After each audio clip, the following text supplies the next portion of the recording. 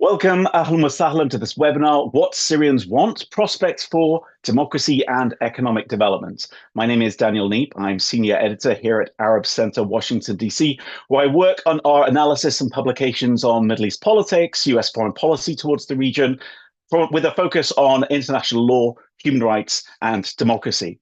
Today, we are discussing the results of the newly released Arab Opinion Index for Syria, which surveyed over 3,500 Syrians in July and August this year. And I want to just take a moment to reflect on quite how remarkable that fact is. It was barely 10 months ago that the regime fell, and what we have lived through since then. The initial wave of euphoria when the Assad regime collapsed, the astonishing reinvention of former HDS leader Ahmed al-Shara.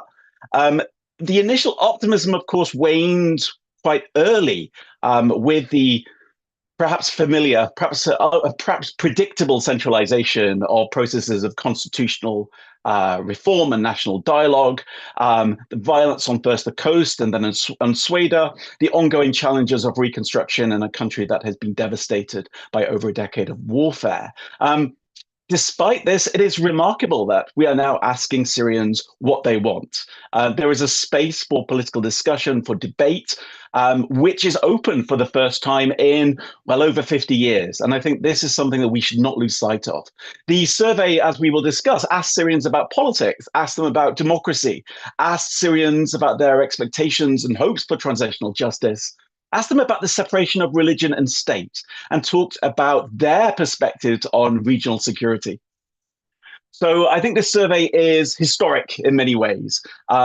Just having Syrians being asked about their opinion in this way breaks new ground. I'm delighted to have four leading experts to discuss the results of the survey and its broader implications. I'm going to introduce each of them in turn. The first is Leila Omar, who is a researcher at the Arab Center for Research and Policy Studies in Doha, Qatar, a sociologist by training. Her expertise is international migration, forced displacement, family, youth, and qualitative methods. She also teaches sociology at the Sociology and Anthropology program at the Doha Institute for Graduate Studies. I'm delighted to welcome Leila, who's going to present an overview of the findings of the survey. Leila, over to you. Thank you so much, Daniel, for the introduction, and thanks to all of you for having me. And I'm really excited to be here and to be discussing this topic with you, also releasing the recently conducted survey in Syria, which we are all very excited about. Let me try to share my screen really quickly, see if that works. Okay. Do you all see the full screen? Okay, awesome. Yeah, so as I said, I don't want to repeat what Daniel said so brilliantly about how exciting this is and how historic this is for all of us. And after years of a very long period of time of having this, gap or absence of data in Syria, I think it's really important now to have this information about the public opinion in Syria, right? So this is why this is really exciting for all of us. So I will be presenting some key results from the survey that we conducted between July and August 2025, and that I think are really relevant and important to discuss. But before that, let me present really quickly the Arab Opinion Index, and I'll just say a few words about also how we collected data in Syria. So as you all may know, the Arab Opinion Index is regionally conducted or regional survey that has been conducted since 2011. So this is the 9th wave. It focuses on a number of political, social, and economic issues that are important for, of course, researchers who study the MENA region, and it aims at identifying the current trends among Arab citizens. And it's quite unique, actually, in terms, compared to other regional surveys, because it does rely on local expertise, so local researchers and local partners to design and conduct the survey. And the premise of the AOI, which is really important for me to say, is that Arab population does have a public opinion, and that this public opinion deserves to be, collected and studied and well known. So again, conducting the survey in Syria really aligns perfectly with that assumption. So as you can see here, it started in 2011 with around 16,000 respondents, and now in 2025 we have interviewed more than 40,000 respondents. So this really makes it the largest survey conducted in the Arab region to date. And just a quick note on sampling, and I'm happy to talk about this also later. So in each country, we used a randomized multi-stage process, which is designed to ensure that different population groups are represented fairly in proportion to their size. So what about the survey in Syria? So this survey represents the biggest and widest ranging sample survey in Syria to date, as I mentioned. It includes more than 420 questions about important and current economic, social, and political issues or political topics. Like Daniel mentioned, the sample size is 3,690 respondents, of course, including both men and women. Again, the sampling really represents every governorate of Syrian society across all social and economic backgrounds. We had 100 field researchers participating, half of them were women. More than 100,000 households were visited to collect the data.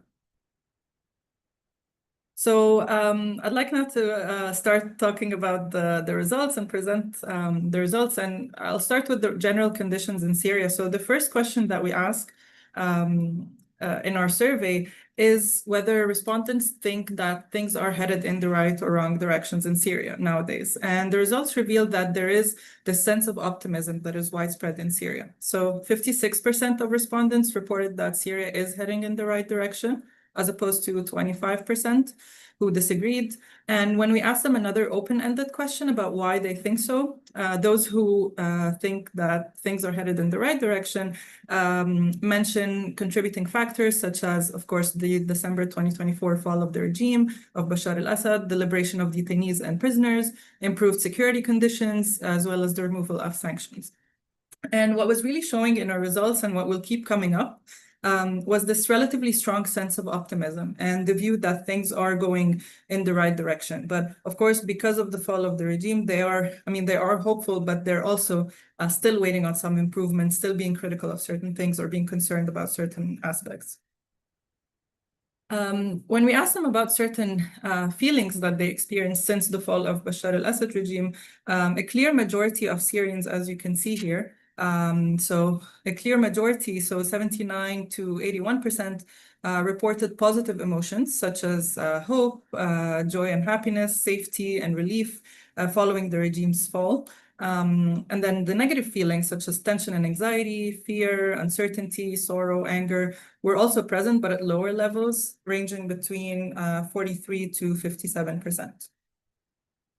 When we asked them about or to assess the general situation in Syria in terms of economic, security, and political dimensions, we see that 57% of respondents said that the political situation in Syria was either very good or good. Very similar percentage for the security situation. However, not surprisingly, they considered the economic situation, or most of them considered the economic situation to be bad or very bad. We also asked them a question about whether or not they would like to leave Syria, so to emigrate out of Syria. And we find that 27% reported that they did want to leave Syria, and 40% actually out of these 27% attributed this to economic reasons mainly, which is again important to stress here. So let's focus now on the economic situation briefly, which, as I mentioned, is very, very critical in this stage.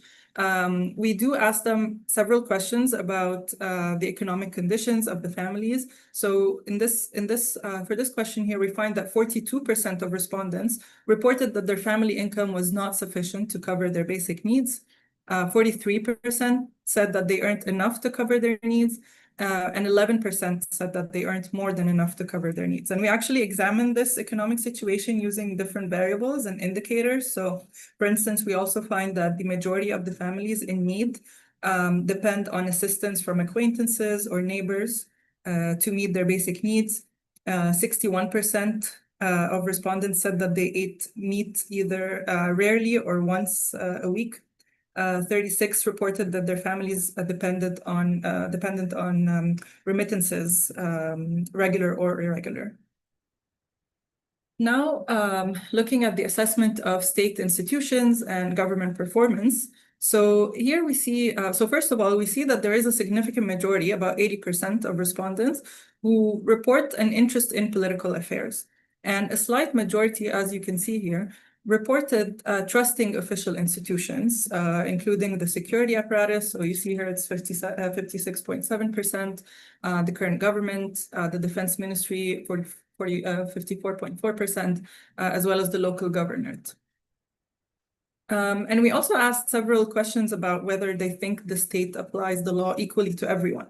So here we see that while 47% said that the government applied the law equally among citizens, 30% believed that it applied the law but privileged certain groups, 12% said that it did not apply the law equally.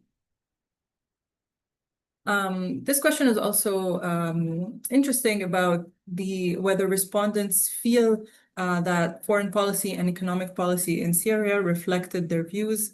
So we see here that 61% of respondents believe that the foreign policy of the current government reflected the views of the Syrian people, while 25% said it did not. And it's very similar for the economic policy as well. So 59% reported that the government's economic policy reflected their views or their aspirations. 31% said that it did not. When it comes to the evaluation of government performance on selected issues, we see here that, according to, or more than 50% of the respondents said that the government has been successful in tackling major issues such as crime, protecting private property, combating theft, settling disputes.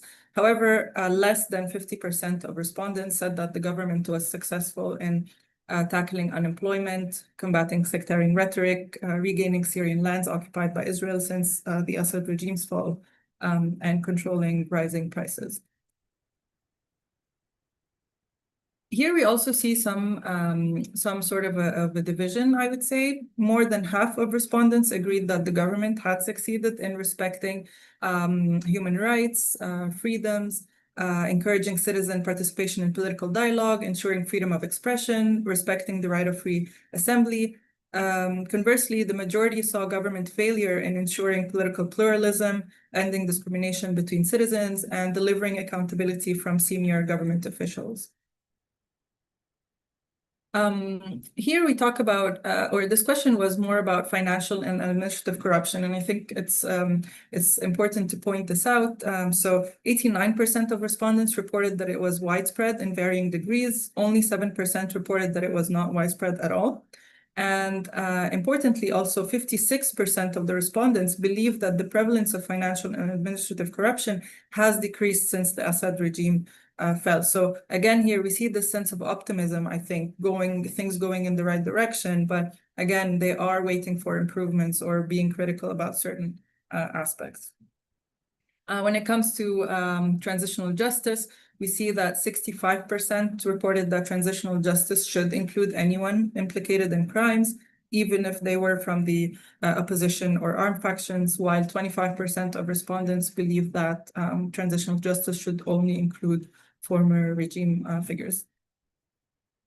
So looking at democracies, which is a very, very important section in our survey, and of course in Syria especially, actually we find that more than 75% agreed with democratic principles. So we gave them several examples, and we find that more than 75% agreed with these principles, and most of them rejected the negative arguments often raised by opponents of democracy. So this was also a battery of statements that we give them that includes several negative arguments that are usually given about democracy, and most of them rejected these negative arguments. For example, like the democratic system the democratic system conflicts with Islam, or that democracy is associated with poor economic performance.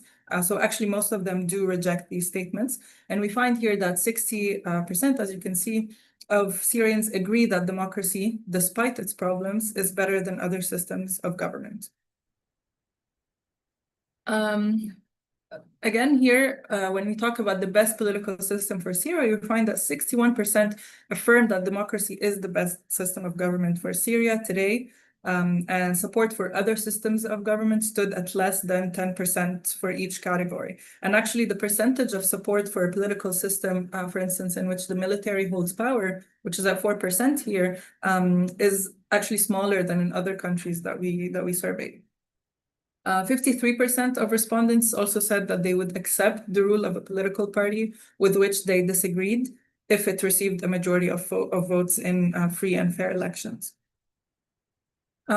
Here we tried to ask about different political currents in Syria. So we find that, first we find that Syrian public opinion supports the existence of more than one political party in Syria, as well as the Syrian nationalist Islamic political currents. And if we look here, actually, also the largest block of respondents also support the presence of Arab nationalist and liberal currents. And the labels that we use here, I want to point out, kind of mirror the political currents commonly invoked in Arab public debate. So our intent was not necessarily to ask about identification with specific parties, but it was more about whether or not they support the presence of these broad tendencies in Syria's political landscape today. I'll move on to social integration and national identity. And these are, I mean, just to reiterate, we have many more questions in the survey that we are, currently analyzing, but these are really the key ones that I wanted to point out today. So in terms of social integration or national integration, we have this question also about whether the Syrian people have succeeded in becoming like a single cohesive national community. And we have 64% of respondents who believe that the Syrian people have succeeded to varying degrees in national integration over the years, compared to 12% who said that no integration has occurred. 19% of respondents believe that the most important factor shaping national identity is a shared Syrian culture, followed by the Arabic language, then living in Syria, and then social and cultural diversity. 70% of respondents reported that sectarian rhetoric is widespread. And I think this is very important also to mention and to discuss maybe later on. 84% believe that Syrians today identify themselves and others based on sectarian and religious affiliation in varying degrees. And 42% believe that this differentiation by sect and religion was actually more widespread 1 year ago. Also, 66% of respondents believe that discrimination between people based on their sects and religion was widespread in the country. Here, when we talk about the sectarian or religious tensions and what causes these tensions, 41% of respondents believe that these tensions were the result of interference from external parties, compared to 36% who believed that it was a result of a lack of these principles of tolerance and citizenship or national integration. I hope I'm not running out of time. I just have a few more slides, if that's okay. Yeah, so here we actually also ask a few questions on social relationship preferences, which I think is very interesting and very important to get at in different ways at the same indicators, basically. So here Syrians acknowledged, even though they acknowledged the existence of sectarian rhetoric, 66% reported that they saw no difference in dealing with others, regardless of their sect or religion. And they actually agreed by a range of 66 to 78% that they did not mind their neighbors being from other religions, sects, ethnicities, and that they rejected, all forms of discrimination. So perceptions of the Arab world vary very briefly. We find that 75% of respondents agreed that the people of the Arab region represent a single nation. So this is a question that we ask in our survey in all countries. They stated here that the Arab peoples constitute either a single nation with common characteristics, even if separated by artificial borders, or that it's a single nation with distinct characteristics for each of its peoples. However, 16% said that the Arabs are different peoples and nations with weak ties. When it comes to regional powers, they believe that 78% agree that Israel is the country that poses the greatest threat to the security and stability of the Arab world, and 55% believe that Israel poses the greatest threat to Syria's security and stability. followed by Iran. This is also interesting to show. So this is actually from the AOI, with all our countries covered in 2025. So we see here that 17% of Syrians agree with recognizing Israel. So it really stands out as the highest percentage, although also 74%, the 74% oppose the recognition. And we also asked them open-ended question about why they oppose or reject, oppose or agree, and I can talk more about that later. So I think I'll stop here. I'm worried about running out of time, but I'm happy to answer any question after that. Thank you so much. Wonderful. Thank you so much, Layla. I was really struck by many of the results, and particularly the strong support that democracy has in Syria and the lack of support for any one viable alternative, which I think was particularly crucial. We'll talk more about the political implications in a moment. But Layla, may I ask a quick follow-up question? Obviously, the challenges of doing this kind of research in Syria must be considerable. Not only because of the conflict situation, but also because of the legacy of distrust and insecurity, and the fact that many Syrians are perhaps reluctant to talk about their political beliefs on these perspectives. How did your team handle and navigate these challenges on the ground?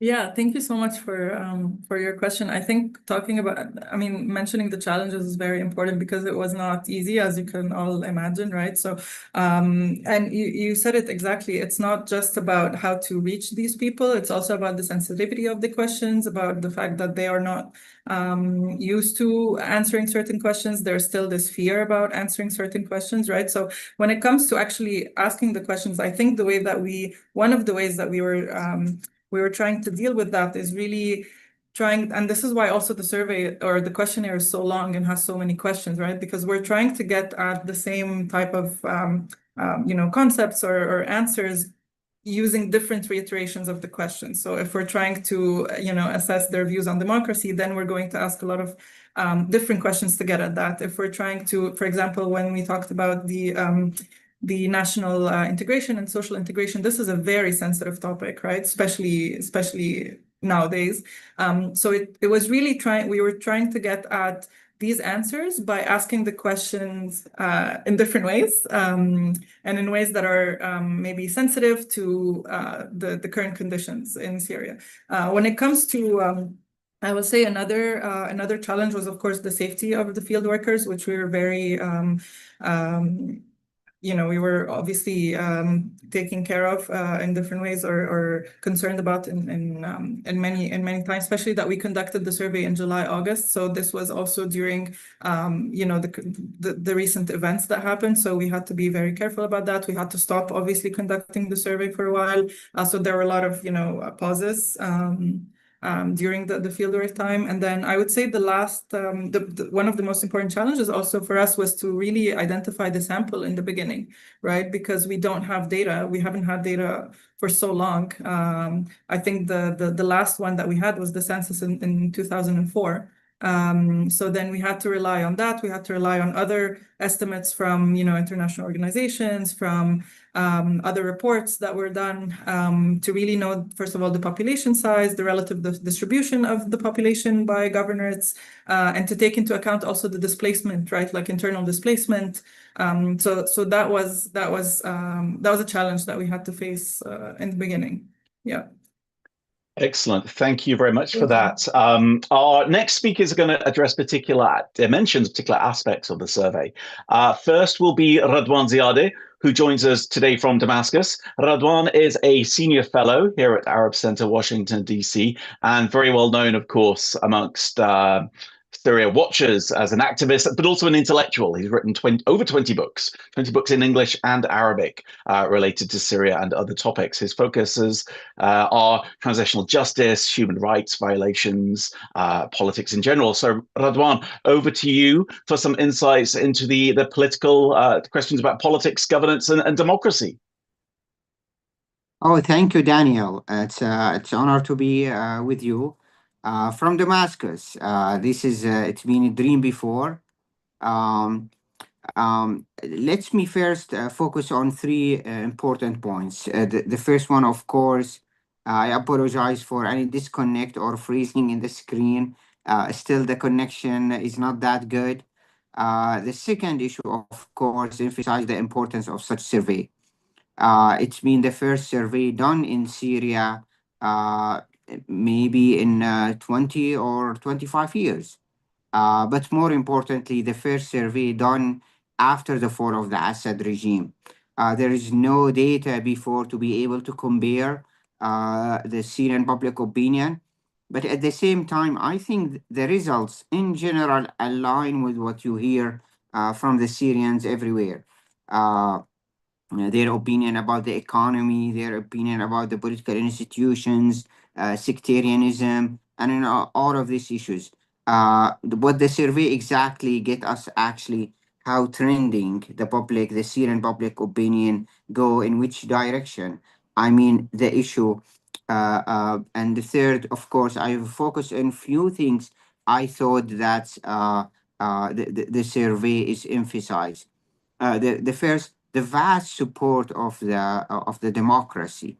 Everyone thought after the control uh, um, of the opposition, which done mostly by Islamist forces, the government, that's the democracy is gone and nobody cares about democracy. No, the survey confirmed that still the vast majority of the Syrian people they do believe and they do want democracy is the best system to be able to govern the Syria. Why is that? I think for too many reasons, but the most important, the Syrian, they just get out of the most authoritarian, totalitarian regime in the region. The Assad government, um, you hear stories here about checkpoints in every at the end of the road and the beginning of the road. They lived under Aurelian government, which every need has to has a permit and permission. And this is why very hard authoritarian regime they will not accept, and they paid very heavy price. More than 1 million people they got killed during the 14 years of revolution.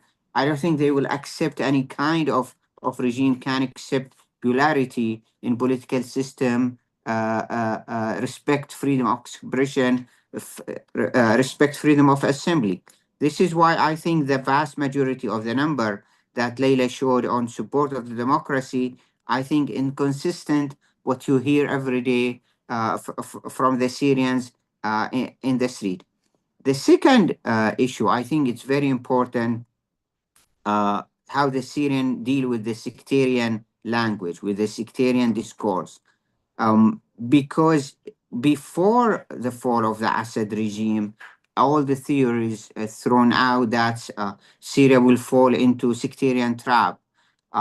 You will have actually a sectarian conflict since Syria is a divided society that the Sunni majority control roughly 70%. You have Druze, you have Alawite, you have Christian, different denominations. And this is why it's maybe Syria will feel into, uh, and what's happened in Lebanon and Iraq, maybe that's the best scenario or example of Syria. No, we've seen that the vast majority of the Syrian, they reject the sectarian identity. The vast majority they accept to live in neighborhood with someone different from their ethnic or religion belief, and then at the same time they feel sorry about the identifications of the sect among the Syrian discourse right away. I think this result is very important to reject any sectarian language coming out of what's happened in last March of the coastal part or coming out of Suwaida. But at the same time, there is a challenge here that at the same time we have to reject any kind of sectarian discourse, but still we have to look for into a political system can accept everyone, and without sectarian identification, without the sectarian being actually the ID to your political system. This is why I think still the Syrian in search of what the political system can accommodate that. This is why I still do believe that democratic system can maybe the best suitable system into that. That any Syrian can be recognized by his achievement, not on behalf of sectarian belief or sectarian background. The third and the last important point, I think the survey emphasized about the economic condition. As one of who studied political transition in more than 50 countries, and of course, Martin Lipizet taught us in the modernization theory that any transition related to the size of the middle class.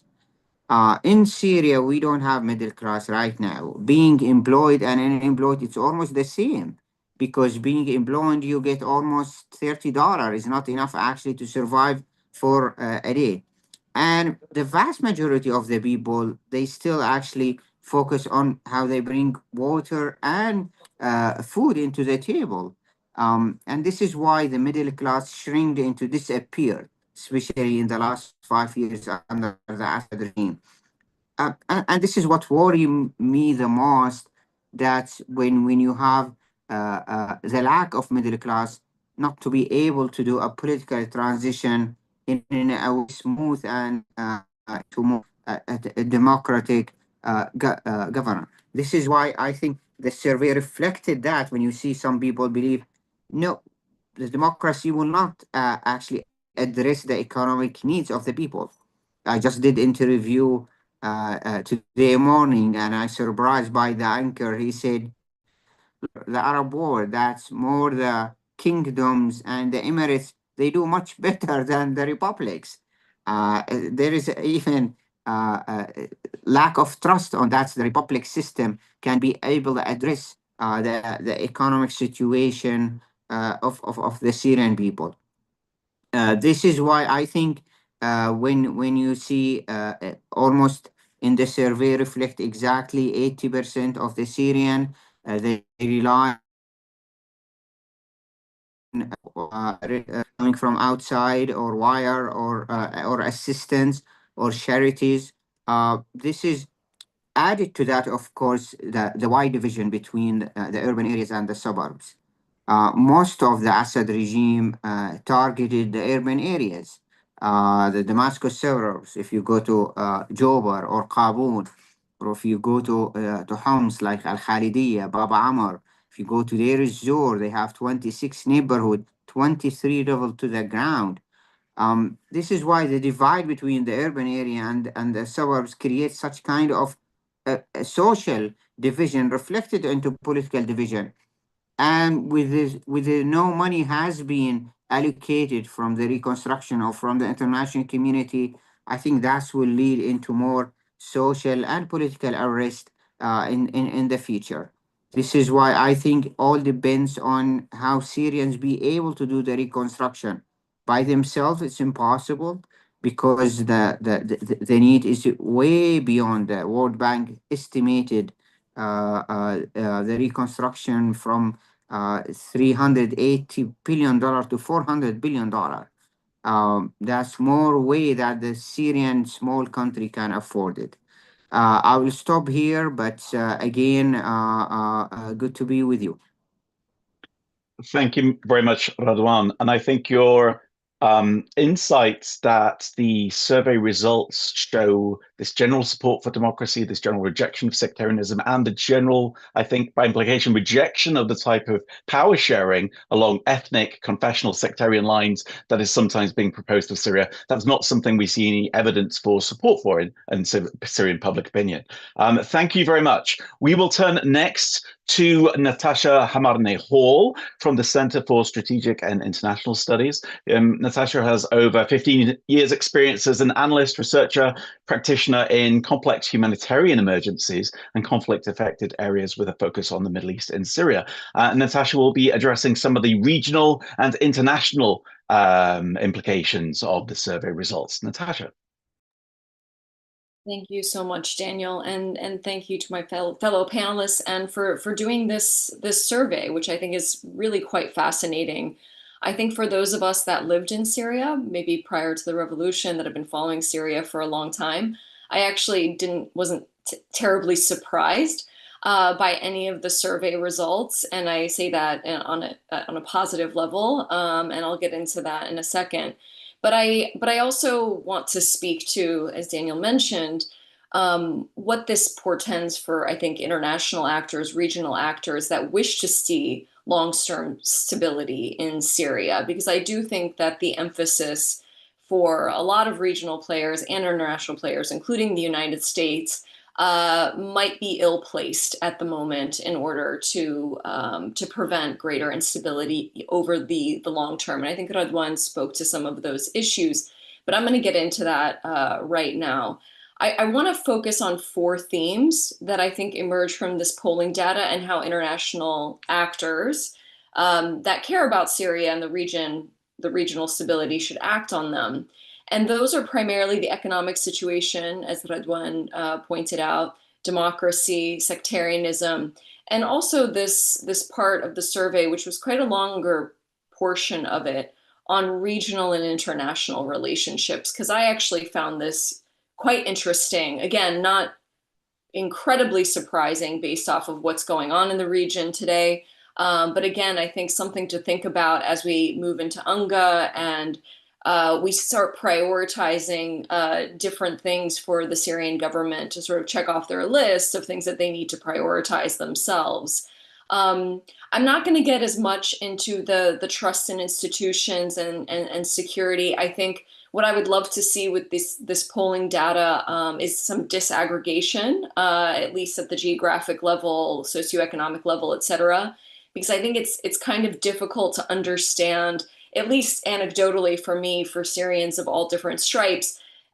This very much falls along, unfortunately, sometimes the trust in institutions, the hope for the future, depends quite a bit on unfortunately on people's religious background or where they are geographically within the country. And I think in order to sort of develop policies along those lines, we need to see a bit more disaggregation when it comes to some of these survey results. But first, I want to get into the economic piece of this. Obviously, this isn't surprising for anybody. The economic situation is not good in Syria. It has not been good for a very long time. Over 40% say they don't make enough to cover their basic needs. I don't think this is a throwaway line. We need to better understand how are people actually covering their basic needs. Is it through aid? Is it through remittances, et cetera? This polling data, I think, goes a long ways into helping us understand that.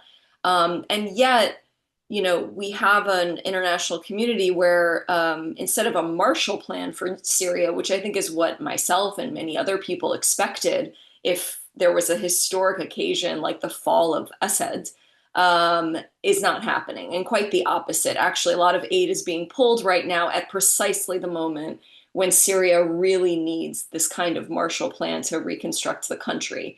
And so that worries me quite a bit. We did see the lifting of some sanctions, which is great. But the problem is without some kind of cohesive plan of reconstruction, equitable reconstruction within Syria, a lot of people are going to fall through the cracks. And those discontents could create or foment instability within Syria in the future. And I have to say, based on recent trips to Syria, Syrians are very clear-eyed about that.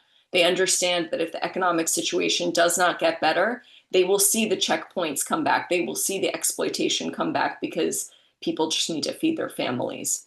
So I think, in terms of what this means for regional and international players, I don't see U.S. aid coming back anytime soon, at least within the next 3.5 years. And aid that goes along with the United States. But I do think regional players, Gulf states and European actors as well, could come together to form some kind of more cohesive regional approach for Syria and really take the lead on this.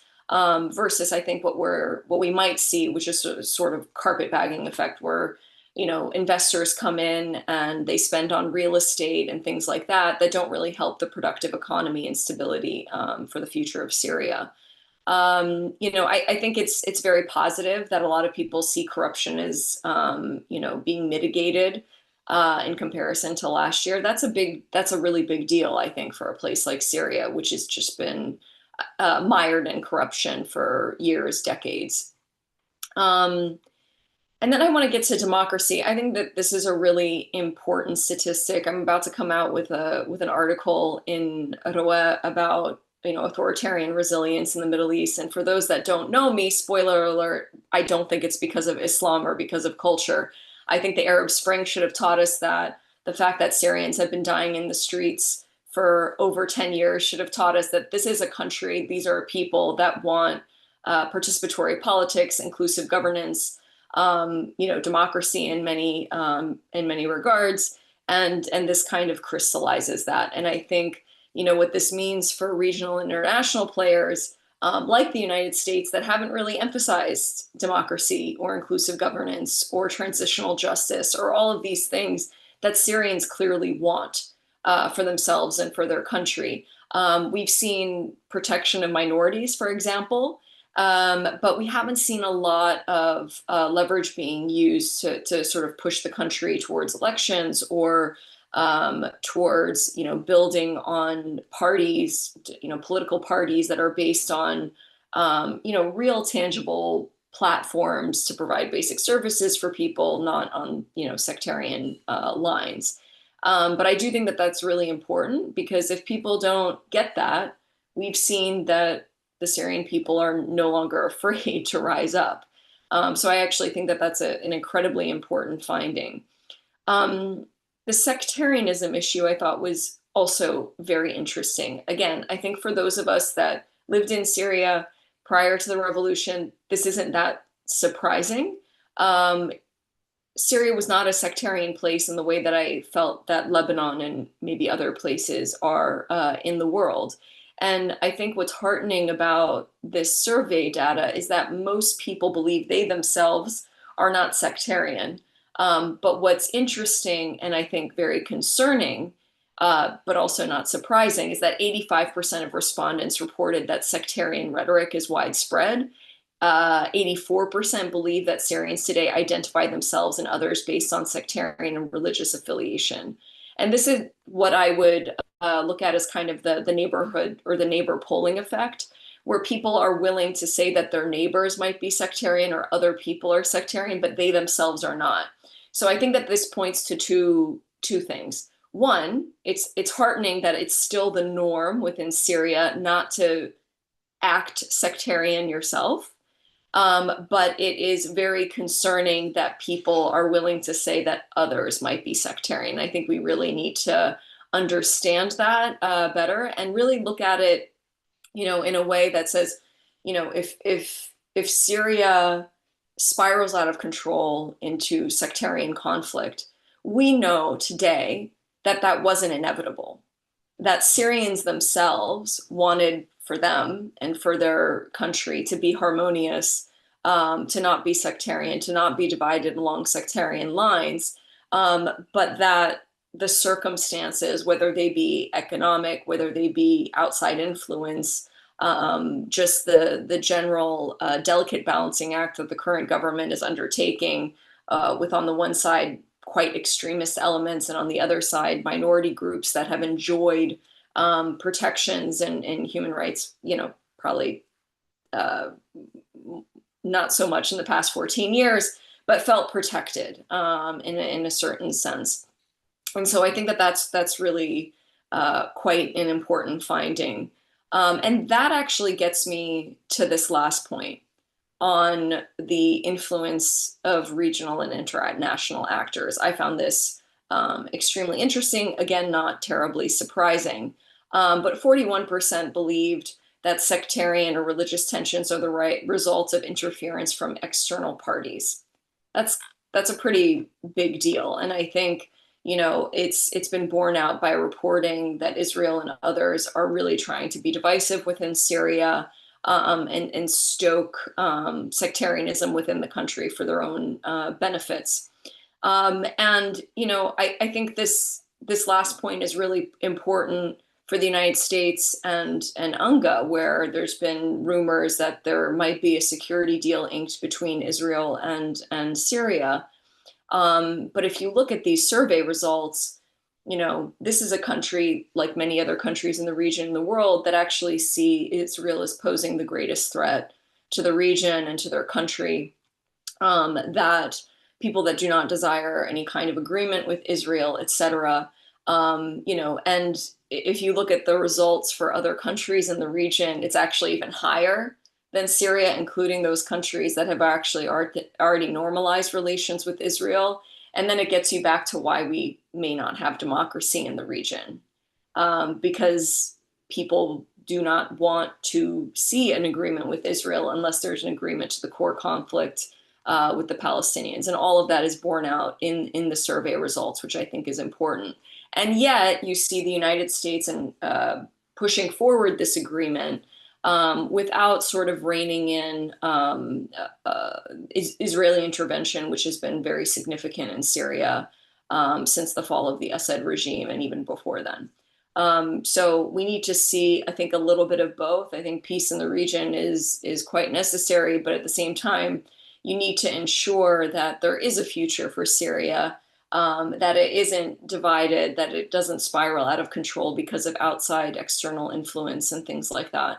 And so I think, maybe a readjustment of priorities to, economic aid, democracy, trying to rein in sectarianism, anything that would affect that.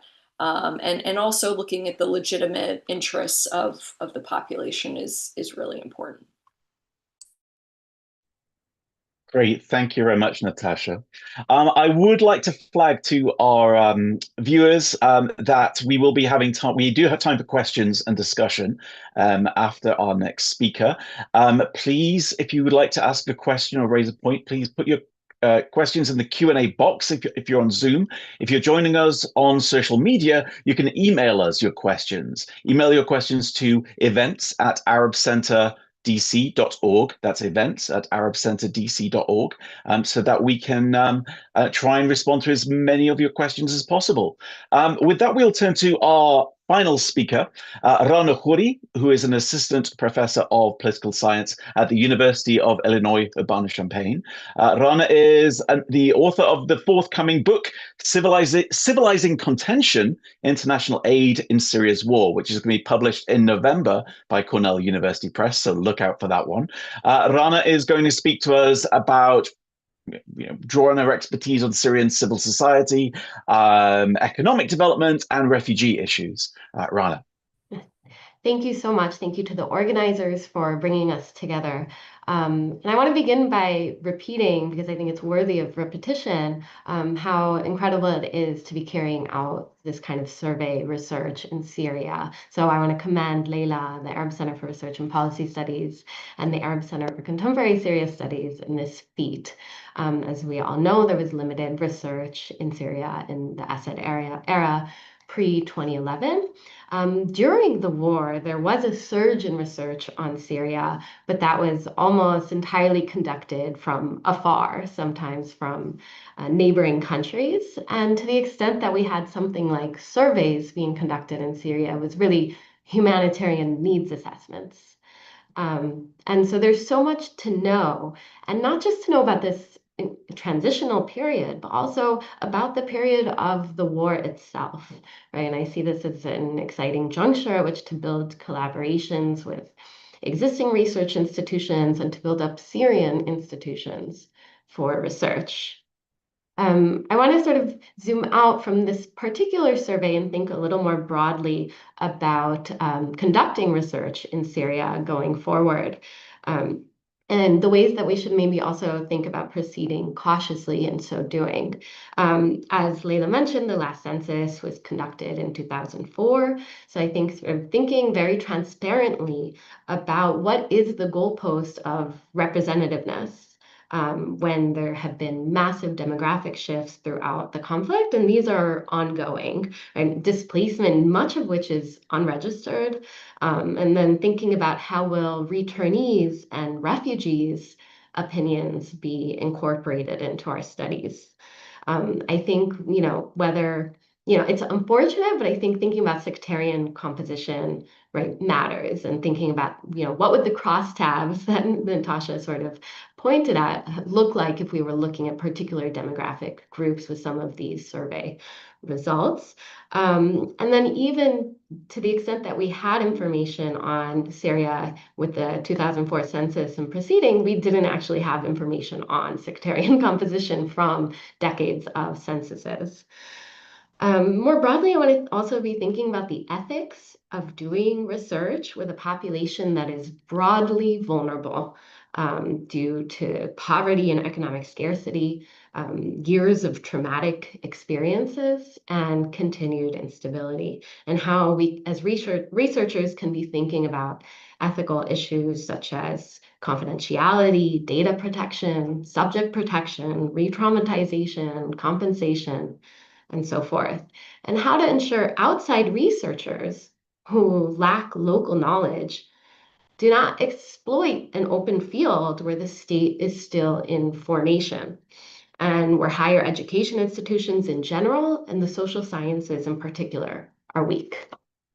I want to use some of those remarks as an entryway into thinking about the role of civil society in all of this, because those humanitarian needs assessments that I mentioned were usually carried out by local Syrian actors, even if supported and funded by international actors. So I've spent the better part of a decade researching Syria's civil actors, observing the depth of the persecution and suffering of civilians and refugees since 2011, but also their own resilient responses to them. So even in the heights of the humanitarian crisis, as needs in the country were surging, it was Syrians themselves who were delivering the vast majority of emergency relief. Civil actors were also advocating for detainee rights, documenting daily events, distributing public goods, and so on. Hundreds of these organizations were operating inside Syria, specifically in rebel-held territory. And though much of this was humanitarian action, the Syrian regime effectively was criminalizing, targeting, punishing healthcare and aid workers in rebel-held territory.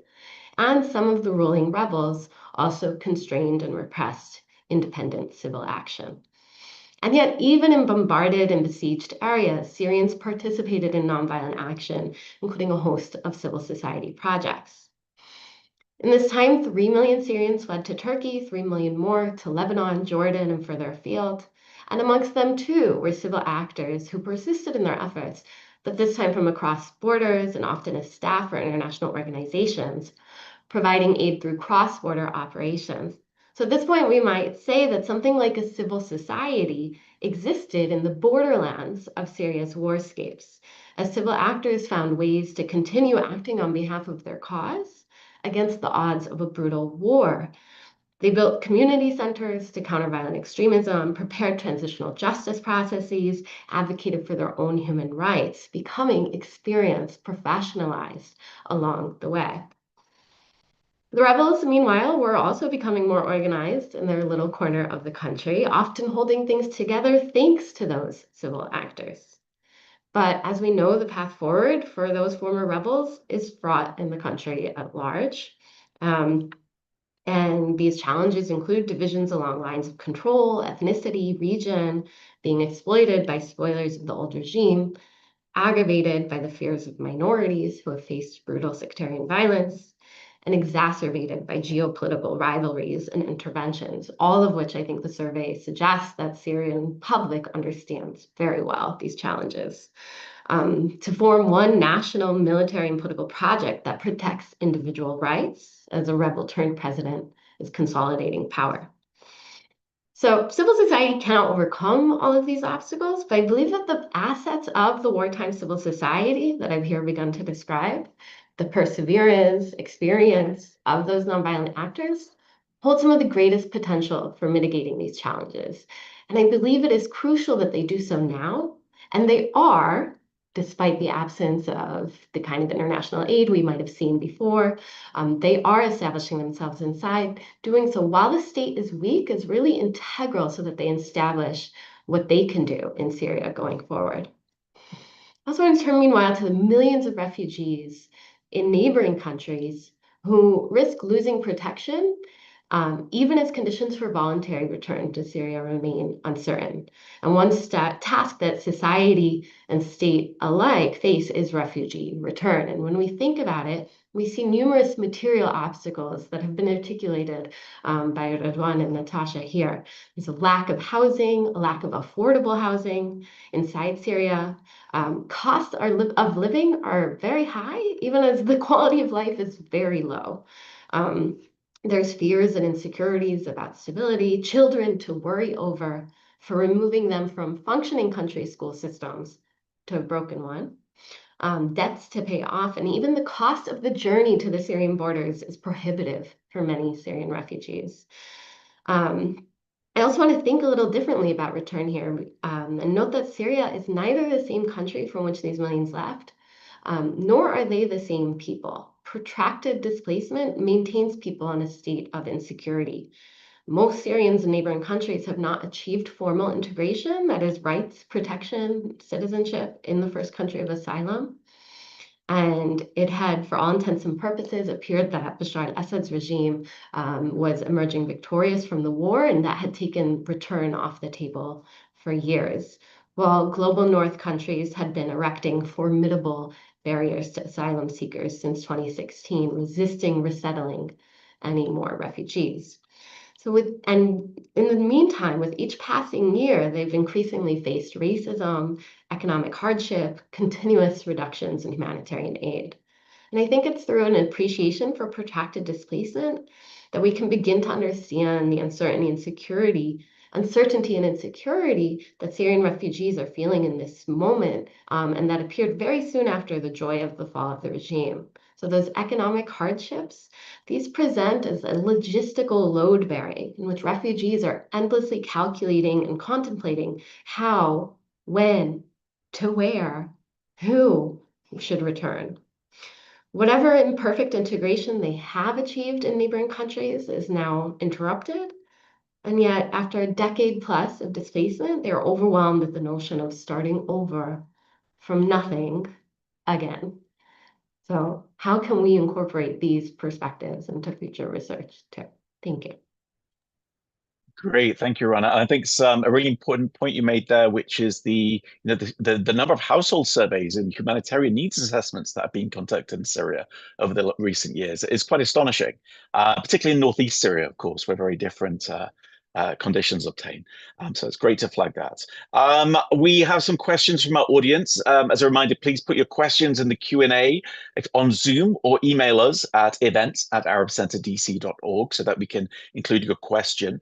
I want to start us off with the question of Israel. According to the survey, 78% of Syrians thought that Israel presents a threat to regional stability. 74% of Syrians thought that Israel is fueling separatism and threatening Syria's territoriality.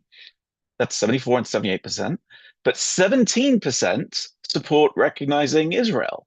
17%, and that's the highest level across the whole of the Arab world. So there's something of a puzzle there. Natasha, I know you have to leave soon, but perhaps you could weigh in on this question first before I turn to Radwan. Natasha, we don't know why Syrians think this. The survey gives us their opinions. It doesn't talk about reasons. It doesn't show us causality. What do you think might explain this assessment that Israel is such a big threat, but also there's such relatively strong support for recognition of Israel? Right. I mean, all I can do is speculate, right? I think this is where the disaggregation would be helpful in terms of understanding where in Syria people feel this way and where they don't. But I would say it's quite obvious. I think Syrians have just gotten out of a 14-year civil war. They want to move on. They want a brighter future for themselves, and they see a country that has engaged in over 800 airstrikes since the fall of Assad on their country, that has invaded and occupied parts of the country. And they're reading the tea leaves. They understand that in order for them to work on themselves internally, they probably, realpolitik will need to have some kind of agreement with Israel to prevent any kind of spoiler effect there. And that doesn't just go for Israel. Israel is the most obvious offender, but I think, that bore out with, government relations with the UAE and with other Gulf countries. Immediately, this government really tried to lend an olive branch to everyone, including Russia. And the one thing I would say, which I forgot to mention in my opening remarks, is that, in this list of different threats to Syria's stability or to regional stability, look how low on the list Iran and Russia are. That's astonishing. I mean, what has happened in this region, in this country, that 1% of Syrians said that Russia is a threat? That's crazy. And that 14% said Iran is. I mean, this is really just an incredible, shows the tectonic shifts that have been, happening within the region since the fall of Assad and even beforehand. And, to my mind, really a lost opportunity, at least for the United States and others that would think of Russia and Iran as enemies in the region. This was quite the moment to seize, and I think it's been lost. So that's just my take on that really quickly before I have to run. But thank you so much. Great, thank you, Natasha. And I'll flag to our viewers that these results of the survey will be made available on our website very shortly. But Radwan, could you offer any insights based on your speaking with people on the ground? What explains this relatively high degree of support for recognizing Israel, despite the factors that Natasha just outlined? I think very, very important note here, that's the survey does not show the survey according to every government in Syria. There is a different opinions in every government in Syria, and that's why in the northern part of Syria, different than on the south, we got actually a collective survey of different opinions. And if we have the details of every governor in Syria, we have more explanation exactly how things are going. But because if you go to Aleppo as example, they still believe that Russia has to pay the price of what they done in Aleppo. The same thing if you go to the Ghouta, maybe in Damascus, which was almost away from most of the international conflict on the Syrian land, people there have a different opinion. That's one issue. The second is not that the people, that the 17%, they don't believe that Israel is still a threat, but maybe they understanding that the best way to stop the Israeli violation of the Syrian land, to stop the Israeli aggression against and killing the people and detaining people on the Syrian border, it may be the West way if we tried to have an agreement with Israel. And that's important. That it also does not that the Syrian people did not recognize the suffering of Palestinian people in Gaza, where we see a genocide ongoing there. But at the same time that Syria just get out from a 14 years of war, people not in general, literally get tired of war, get tired of conflict, and they need at least a time for rest, time to think about the future of their children, the future of the country, the future of their own life, if they be able to survive in this very economic condition. This is why I reflect exactly that the people, how they think. If we have an agreement with Israel, maybe we'll be able to focus more on our internal issues to be able to rebuild the country again. Thank you. Thank you, Radwan. I think that makes a lot of sense, this combination of exhaustion and also I guess the logic being that recognition of Israel might stop Israeli bombing of Syria, and that stopping that bombing is a prerequisite for reconstruction in Syria. What donors are going to fund reconstruction if the infrastructure they fund is going to be bombed regularly, as the EU discovered in Gaza over many years, of course. Can I just add something really quickly, if I may? Please, Leila. Just to briefly mention that Actually, one of the characteristics, I think, of our survey is that we do include open-ended questions for respondents. So this is one question where we gave the chance for respondents to explain why they chose, why they opposed or agreed with the recognition of Israel. And the highest percentage, or the main reason that was given, was exactly that they just want stability in the region, they want stability in the country. So exactly what Radwan said and what Natasha said as well. Yeah. Excellent. Thank you for those insights. And I just want to flag, I had the numbers in front of me. I just wanted to explain the numbers that Natasha gave, which was in answer to the question, who poses the greatest security threat to the Arab world? Israel was first, 58%. Iran, as being the greatest threat, was 12%. And then Russia was 1%. So as being the greatest threat. In terms of in terms of which countries are a threat to regional stability, Israel was 78%, Iran was next, 74%, Russia was, adding the numbers up, 54%, and the USA was 40%. So again, you see slightly different numbers depending on the questions, the specific question being asked. I want to turn back to Leila for some more, to ask a few questions in more detail about this fascinating project based on some of the questions we've had from our viewers. The first question, three questions. Firstly, to what extent was this survey shared with the Syrian government? To what extent was there coordination with any ministries? Was this done independently? So a question of how it relates to the authorities in Syria was raised. Secondly, question of representativeness. If there has been no survey in Syria since 2004, and if the survey does not actually ask about sectarian ethnic background in the first place, which we know it doesn't, how can you ensure representativeness of the sample of your respondents? And then thirdly, this question of regionalism keeps coming up, and the need to disaggregate the data beyond the national level. People in the Northeast, as I alluded to, might have very different opinions from people living in Soledar, may have different opinions from people living in Idlib or Ladia, or whatever it may be. What can you tell us about these regional dynamics, and are there is there a possibility of disaggregating this from the data in the future? I know it's not done in this iteration of the analyzing the results, but is that something that could be done in the future? So 3 questions for you, Leila. Yeah, absolutely. Thank you so much. I think I'll start with the third one because it's something that came up a few times and that I do want to emphasize, actually. So yes, so in the report, we do talk about the sample as a whole. We don't really disaggregate, but I think what I want to say is that we really encourage all researchers to use the raw data, because it will be available on our website, right? Like that's the whole point of why we're doing the survey, for researchers to be able to use the data, to be able to do these kind of more sophisticated analyses, to disaggregate by, by governorate, by sect, by gender, like use whatever variables,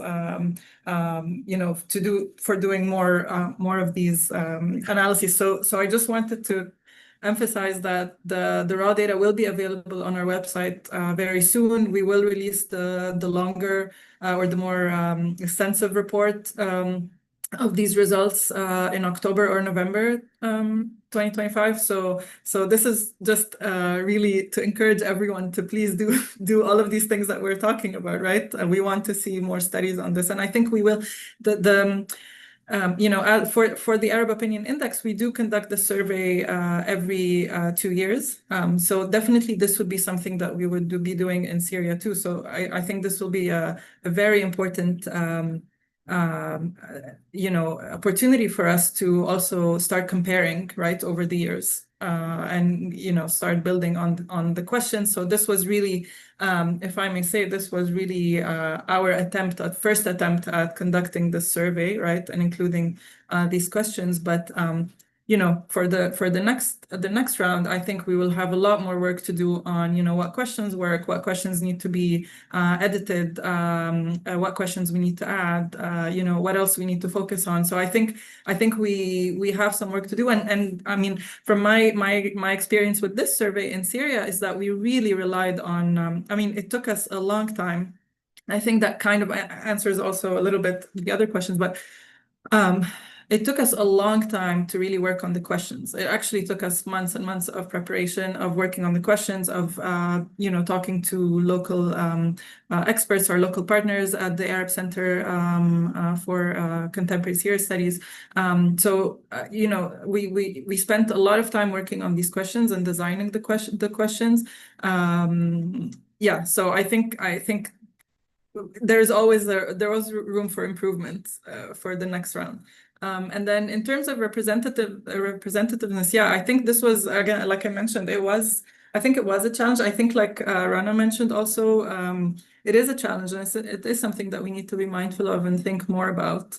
I think we did the best we could with all of the estimates and the numbers and the reports that we had access to, again, to deal with the challenges of displacement, to really make sure that we spent a lot of time also making sure that we have all, let's say, all groups represented in terms of how they in terms of their weight in the actual population, right? And I think I missed your second question. I answered the third and the first.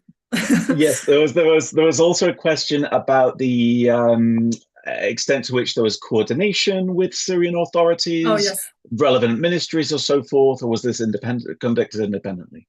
Yes, I can't speak very accurately to this. I don't have the exact details right now on the top of my head, but we did do our best to coordinate with certain ministries, etc. So it wasn't fully independent. We wanted to we tried to go that route. Yeah.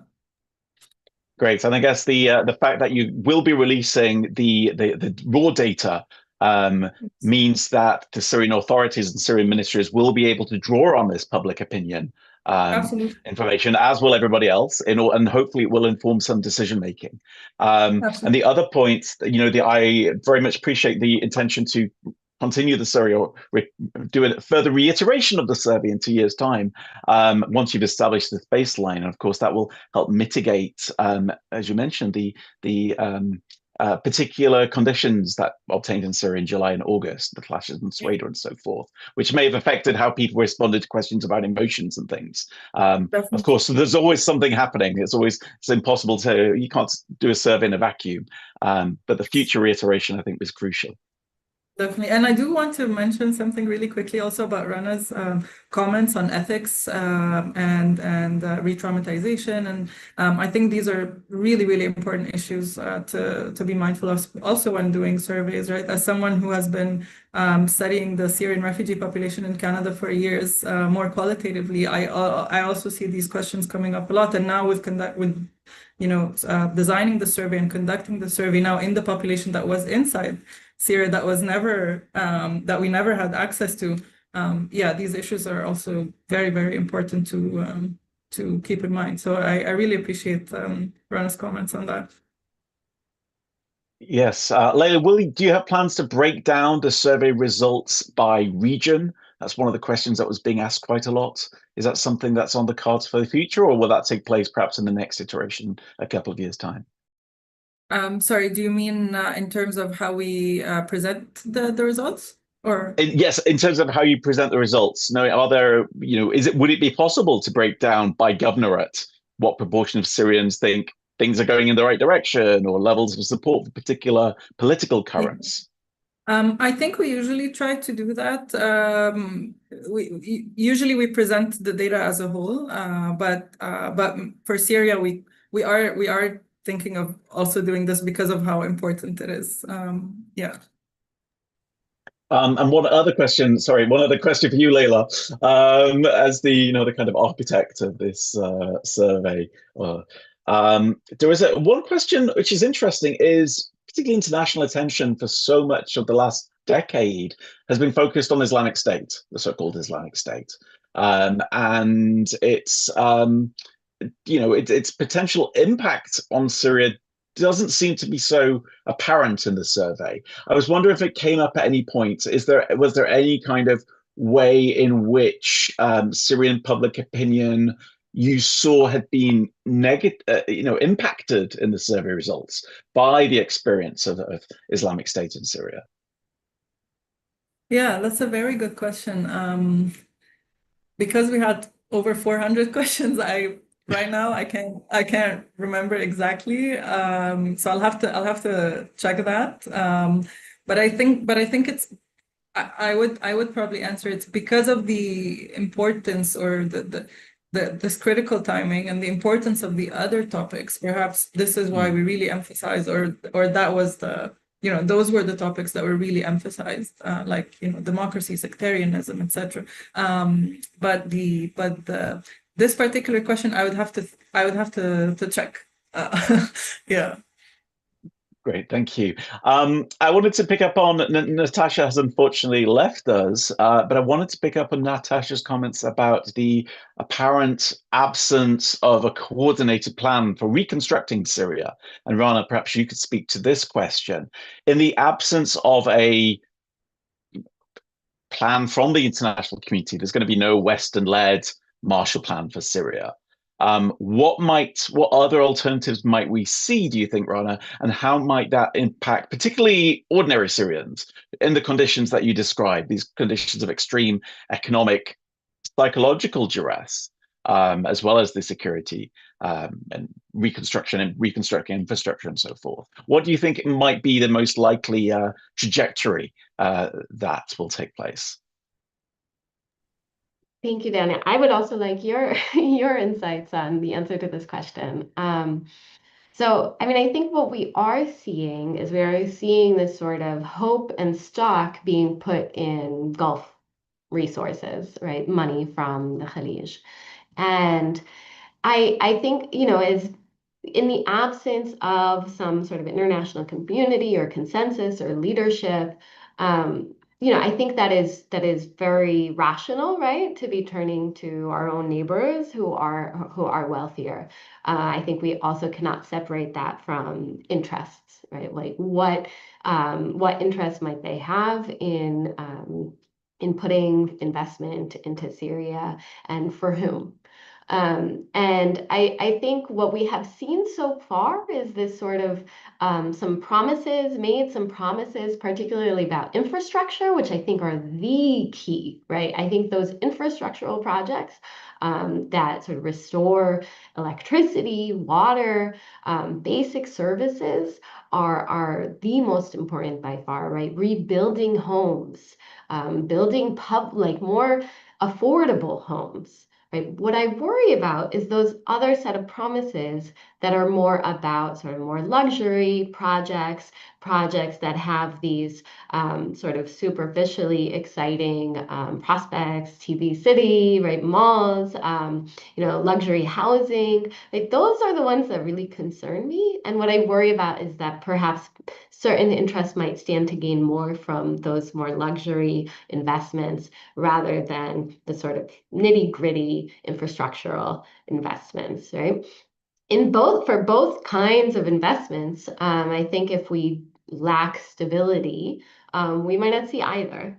And so that itself is concerning. What would help, I think, is it would be nice to see from the center more attention, at least, and more rhetoric and more asks for the infrastructural projects, right? And I think, even these really sort of moderate and optimistic views of the Syrian public, which I really agree with Natasha's point that like none of this is too surprising if you had spent time in Syria before 2011, right? Syrians are generally a sort of moderate and have participatory aspirations, right? I worry about what happens with those in the absence of forthcoming economic sort of investment in their daily lives. I worry about the path that we could set ourselves on that could look very similar to where we've been before, with extreme inequality, crony capitalism, and a Syria that is okay for some in certain quarters of Damascus, but not for many others. I think, when we think about refugee return, right, there's these host states that are encouraging return, right, in a Syria that is really not ready. And I think one of the most discouraging, I conducted research with Syrian refugees in Amman this summer in June, and it was really disheartening and upsetting just to bear witness to the fact that the political cause and the political barrier to the return is gone. And yet it's the economics that is keeping them from being able to actually be part of their own country. It's a hard.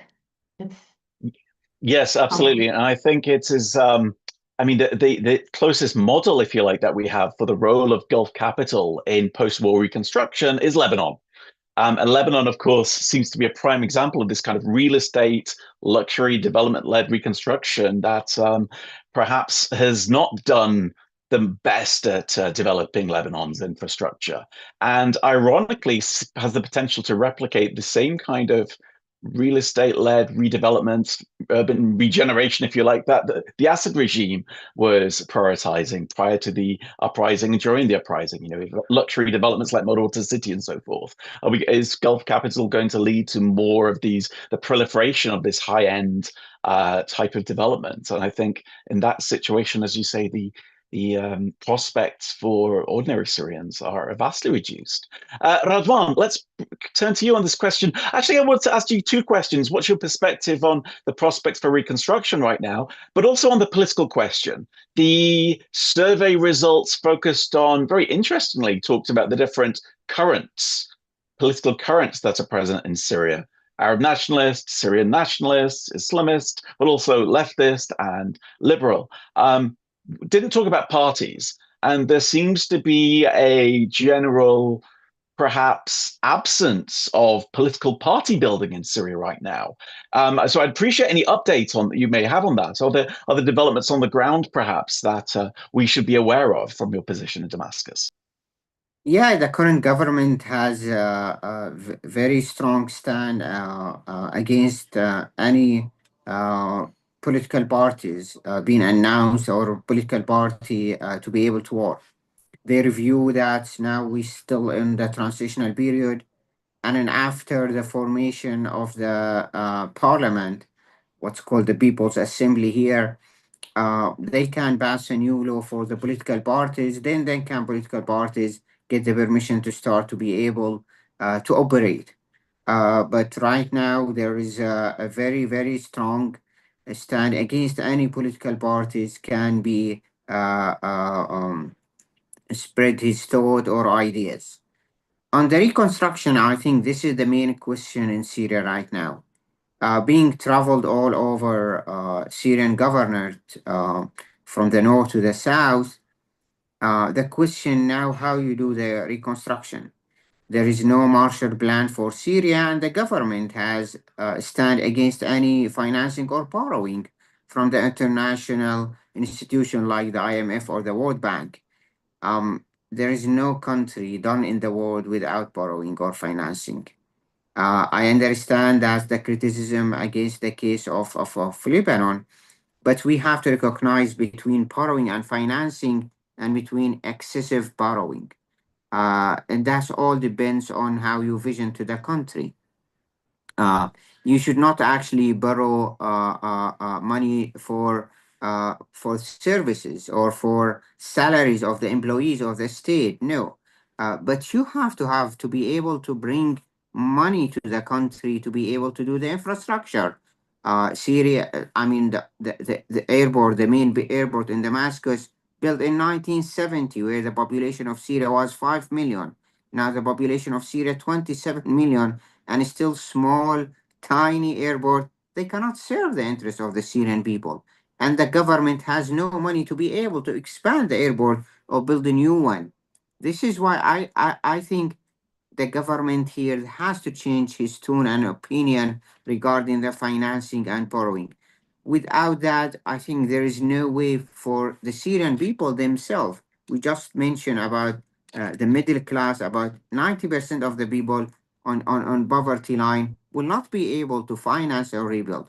What I'm afraid of, actually, the small reconstruction that the people going back, refugees or displaced from Lebanon, especially they have the harsh condition in Lebanon, Syrian refugees, and in Jordan, return and they do reconstruction by themselves. It's now we just talked yesterday in a panel that we have to build back better.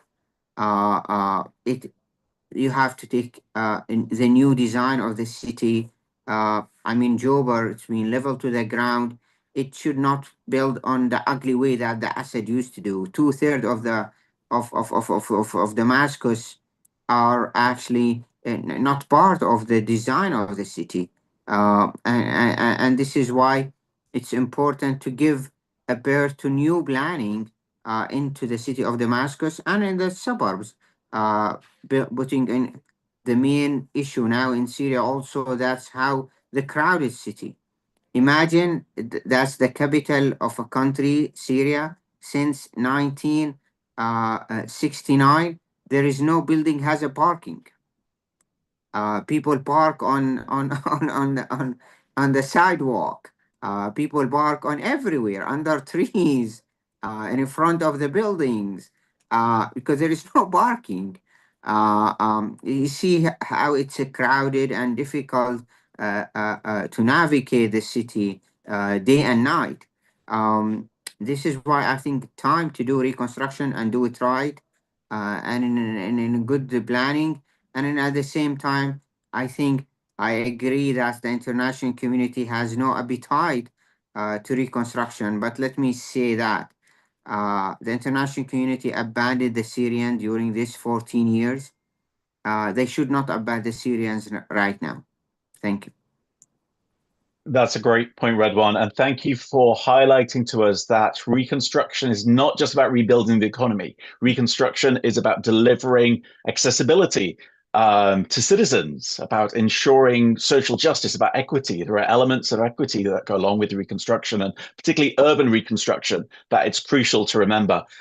When you were speaking about the question of the Syrian political parties, and they will be allowed at some point in the future, I seem to remember we spent the first decade or so after Bashar al-Assad came to power waiting for the new party's law. It was always postponed. It was always around the corner. It never came. I hope we're not back to that situation, and I hope that that Syrian politics will be allowed to follow its own trajectory, will be able to follow its own course.